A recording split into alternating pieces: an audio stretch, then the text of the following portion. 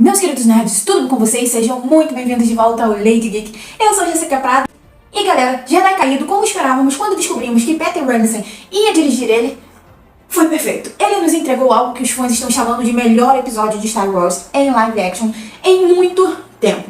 Eu não esperava um episódio tão cinematográfico, tão poderoso e tão intenso. Especialmente com a revelação de Anakin no final, que deixou todos nós emocionados. Você não pode negar que isso foi um momento enorme para Star Wars.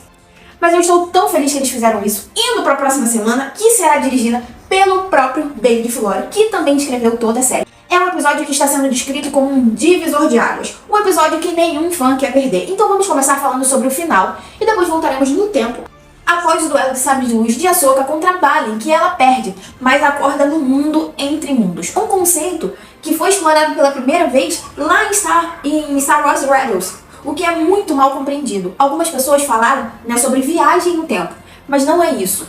Aqui está como David Filoni explicou isso. O mundo entre mundos era um plano místico dentro da força que servia como uma coleção de portas e caminhos existentes entre o tempo e o espaço, ligando todos ao mesmo tempo, juntando ali todos. Ouvimos o Anakin atrás de nós dizer "Olá, Snips", que é de onde todos os fãs de Clone Wars aplaudiram. Anakin chamou Ahsoka de Snips pela primeira vez no filme Clone Wars, lá em 2008, e se tornou seu apelido, que ele chamava dali em diante. No episódio, ela se vira e vê Anakin bem na frente dela. Agora há muitas perguntas sobre a natureza de sua presença e sua essência. Alguns estão dizendo que isso é um fantasma da força, mas eu acho que é uma manifestação através da força, que é possibilitada pelo mundo entre mundos. E sabemos que não é um fantasma da força, porque ele tem o seu braço biônico. Em contraste, no final do Retorno de Jedi, Hayden Christensen, como o fantasma da força de Anakin, não tem. Ele está ali com essas majestosas roupas tradicionais de Jedi. Há algo deliberadamente estranho nisso, e não é apenas a desaceleração notável. Ele está em seu traje de a vingança dos Sith, ao contrário da série Kenobi, onde em flashbacks ele tinha um visual mais parecido com o Ataque dos Clones. Quanto à sua aparência, pessoalmente eu desejava que eles tivessem mantido a aparência de Hayden Christensen como ele está em 2023. Mas isso funciona no contexto do que eles estão tentando alcançar nesse episódio. Mas há uma sensação de que nem tudo é o que parece. Eu não acho que a Ahsoka está olhando para o que ela pensa que está olhando. E para isso temos algo importante a ser observado, que ouvimos o tema de Darth Vader quando o episódio corta.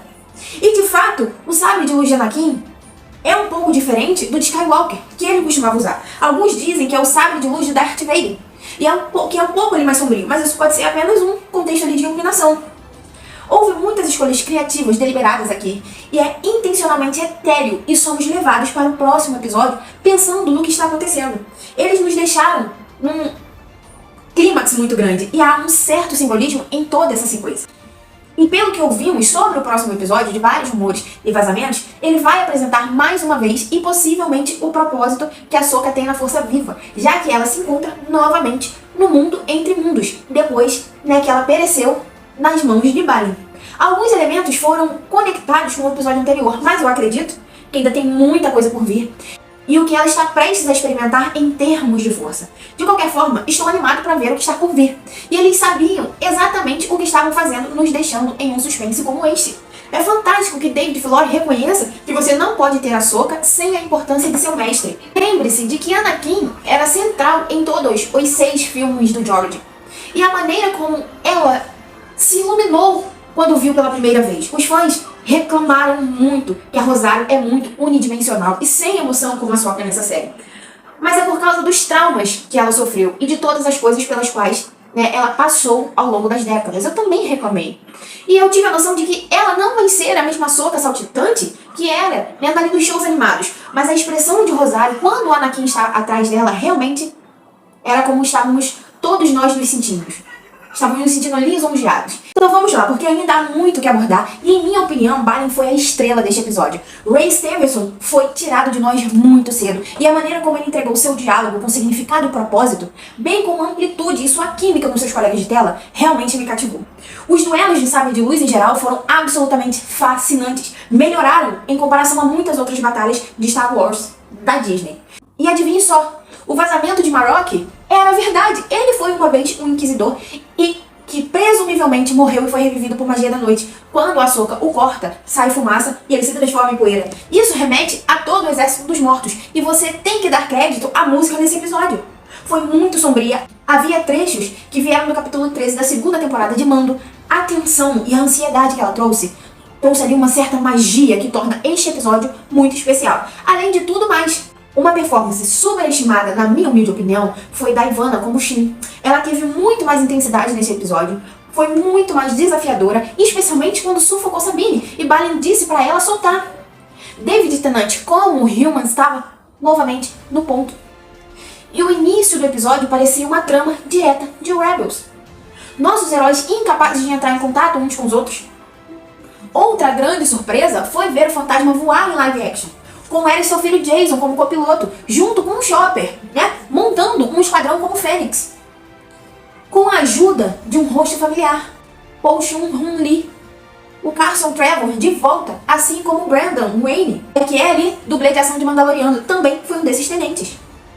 O tenente Lander, Josson Shindola, definitivamente tem a força, assim como seu pai. Ele diz à mãe, quando o hiperpropulsor acaba com os pilotos de X-Wing, que ele tem um mau pressentimento, e isso foi uma maneira de dizer ao público que sim. Quando ele disse que queria ser um Jedi, ele quis dizer isso. Porque ele pode ser. E agora, pessoal, precisamos falar sobre Sabine.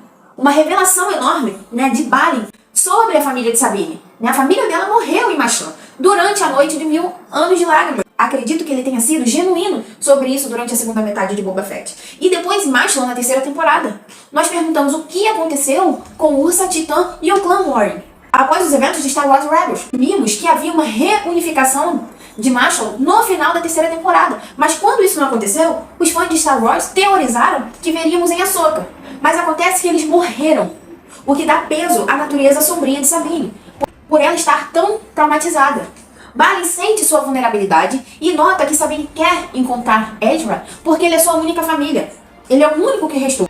Entrando nos duelos, foi muito legal ver Ahsoka protegendo Sabine e Balin protegendo seus aprendizes. E voltando ao ponto de toda a questão da família de Sabine, nos dá mais uma razão pela qual há tanta hostilidade entre Ahsoka e Sabine. Ahsoka não queria que Sabine fosse a Machan. Balin diz que é porque ela não confia em Sabine.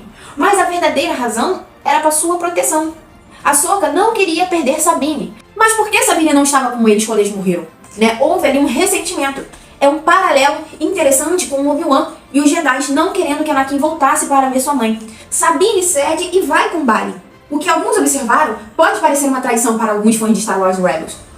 Porque ela cederia ao Império novamente, ou uma interação do Império. Bem, a desesperança é um tema central desse episódio. Ela está angustiada com o desaparecimento do Ezra e fará qualquer coisa para encontrá-lo novamente. Então o olho de Sion parte. E agora temos um cenário interessante em que Ahsoka está no mundo entre mundos, enquanto Sabine está sem ilhas, a caminho de Parídia. Mais cedo no episódio, o conselho de Jung para eles era que eles ficassem juntos. Eles eram sempre melhores assim.